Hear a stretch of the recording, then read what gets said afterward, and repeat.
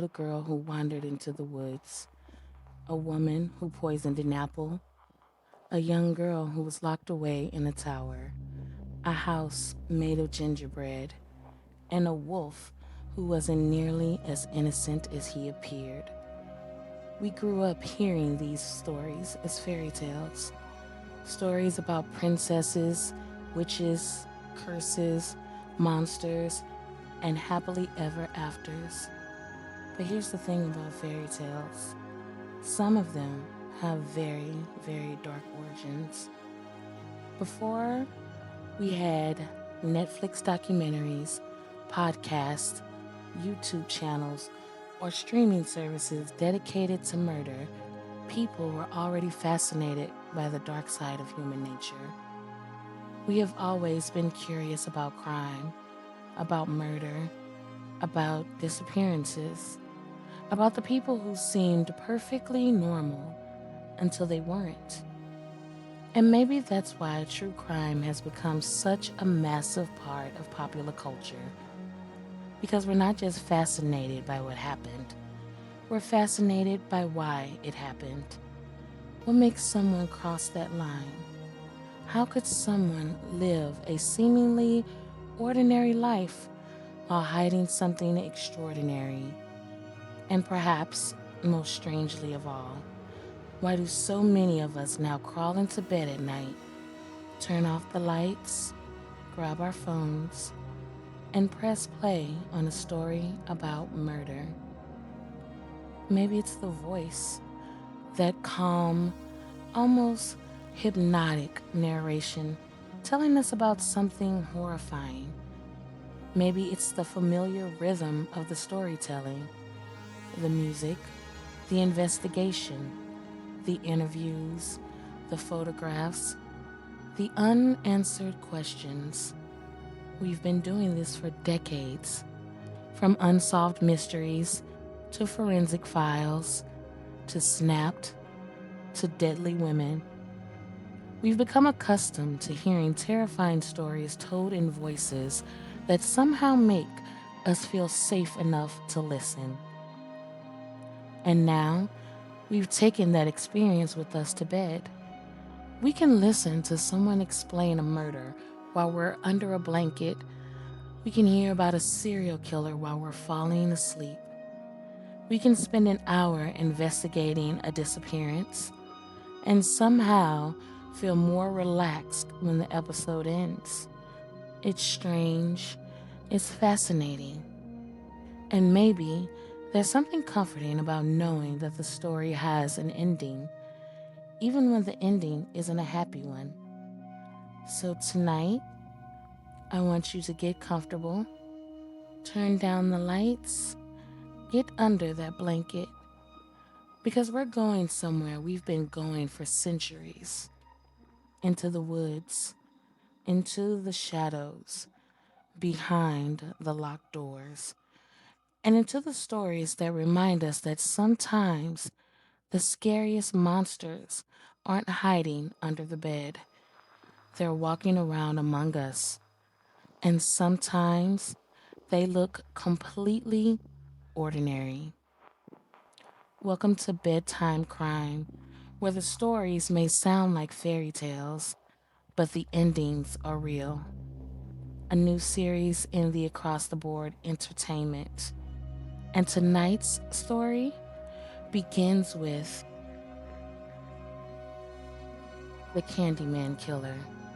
When people hear that nickname, it almost sounds harmless, even whimsical. It evokes something sweet, something nostalgic. But behind that nickname lies one of the most disturbing and chilling serial killer cases in American history. This is the story of Dean Corll, a man who hid unimaginable horror behind a quiet demeanor and a box of free candy. In the early 1970s, Houston, Texas was experiencing something strange. Teenage boys were disappearing, one after another. Sons, friends, neighbors, And yet, for years, no one connected the dots. Some were labeled runaways, others were simply forgotten by a system that didn't see a pattern. But there was a pattern, and at the center of it was a man everyone trusted. So, who was Dean Corll? Dean Arnold Corll was born in 1939 in Indiana, but spent much of his youth in Texas. By most accounts, he was quiet, polite, and somewhat introverted. Nothing about him screamed danger. As a young adult, Corll worked in his family's candy business, a small company that produced and distributed sweets locally. Because of this, he became known in his neighborhood as a friendly figure who would often give candy to kids for free. That's where the nickname came from, the Candyman. But this seemingly kind gesture would later be revealed as something far more sinister. A trusted figure in the community, Corll wasn't just known, he was trusted. Neighborhood kids would gather around him. Parents didn't see him as a threat. In fact, many thought he was just a lonely man who enjoyed being around young people. This trust became his greatest weapon because while the community saw a harmless Candyman, Corll was living a double life. By the late 1960s and early 1970s, boys in the Houston Heights area began disappearing. Most were between the ages of 13 and 20. At the time, missing teenagers weren't always treated as urgent cases, especially boys.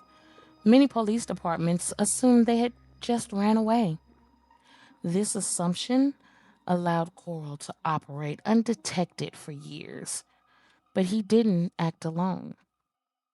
He had accomplices, David Brooks and Elmer Wayne Henley. Two teenage boys would become key figures in this case. David Brooks and Elmer Wayne Henley. Both were from troubled backgrounds, both were vulnerable, and both would be manipulated into helping Corll lure victims. Brooks met Corll first and became deeply entangled in his life. Corll provided him with money, gifts, and attention, creating a dependency that would later turn into something darker. Henley came later, initially unaware of the full extent of Corll's crimes, but eventually he became too involved in recruiting victims. These boys weren't just bystanders. They actively participated in bringing others to Corll. And that's where the horror truly begins. Corll's method was calculated and terrifyingly consistent. Using Brooks and Henley, he would lure boys to his home with promises of parties, alcohol, or simply hanging out. Once there, the victims would be overpowered. What happened next is deeply disturbing, and while the full details are difficult to process, what's important to understand is that Corll subject his victims to prolonged suffering before ultimately killing them. He often restrained them using a specially designed torture board, a detail that would later become one of the most infamous elements of the case. Afterwards, the bodies were buried in various locations, including a rented boat shed and remote areas. So why wasn't he caught sooner? One of the most haunting aspects of this case is how long it went unnoticed. Dozens of boys disappeared. Families were left searching, grieving, and confused. But law enforcement failed to connect the cases. There was no centralized system, no immediate pattern recognition, and societal biases played a role. Many victims came from working class families, and their disappearances didn't always receive sustained attention. This allowed Corll to continue unchecked. The turning point came August 8th, 1973. Everything came to a sudden and violent end on one night in August 1973. Elmer Wayne Henley had brought two friends to Corll's home, but this time something was different. Henley himself was restrained by Corll, along with the others. At that moment, Henley realized he was no longer just an accomplice, he was a potential victim. In a desperate act of survival, Henley managed to free himself, and then he did something that would finally expose the truth. He grabbed a gun, and he shot Dean Corll multiple times. After the shooting, Henley called the police. At first, officers thought they were responding to a simple homicide, but what they uncovered was far worse. Henley began to confess. He told them everything. He led them to the burial sites, and what authorities discovered would shock the nation. Body after body was recovered. In total, at least 28 victims were identified, though many believe the true number may be higher. It became one of the deadliest serial murder cases in U.S. history at the time. It's important to pause here and remember what often gets lost in cases like this: the victims. These were young boys with families, dreams, and futures.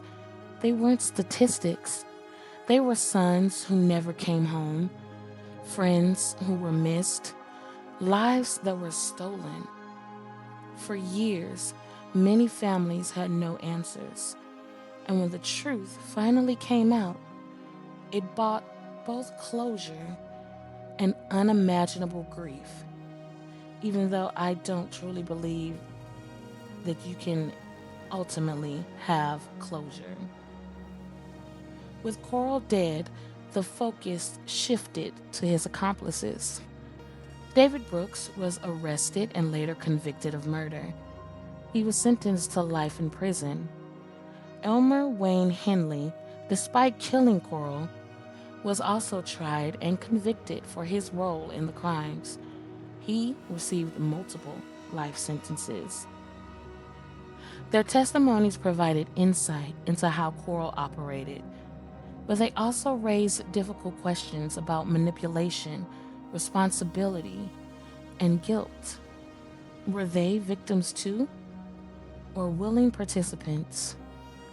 To this day, that debate continues. Dean Corll remains a deeply disturbing figure in criminal psychology. Unlike some serial killers who seek notoriety, Corll operated in near silence. He blended into his community. He built trust. He exploited vulnerability. And perhaps most chilling of all, he maintained this double life for years without detection. His cases highlight how dangerous assumptions can be, because evil doesn't always look like we expected it to. The Candyman case changed how law enforcement handles missing persons, especially juveniles. It exposed the flaws in how cases were tracked and connected. It also forced communities to confront an uncomfortable truth. Sometimes the most dangerous people are the ones we trust the most. The story of Dean Corll is not just about a killer, it's about a system that failed to see a pattern, a community that unknowingly harbored a predator, and families who paid the ultimate price. It is a reminder to listen when something feels wrong, to take disappearances seriously, and never assume that appearances tell the whole story. Because behind the image of a friendly Candyman was a nightmare that went on for far too long.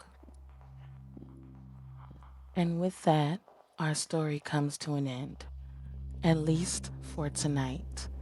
The lights are low, the world is quiet, and somewhere between fact and folklore, mystery and murder, we've once again uncovered a darker side of the stories we thought we knew.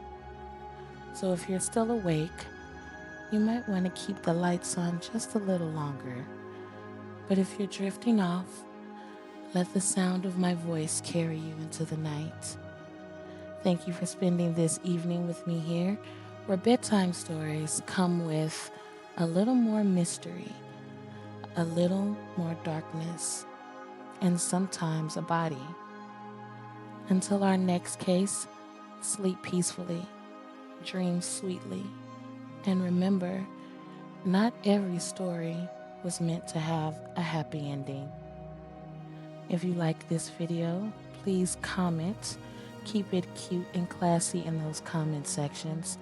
Like and subscribe. And I'll see you in the next one.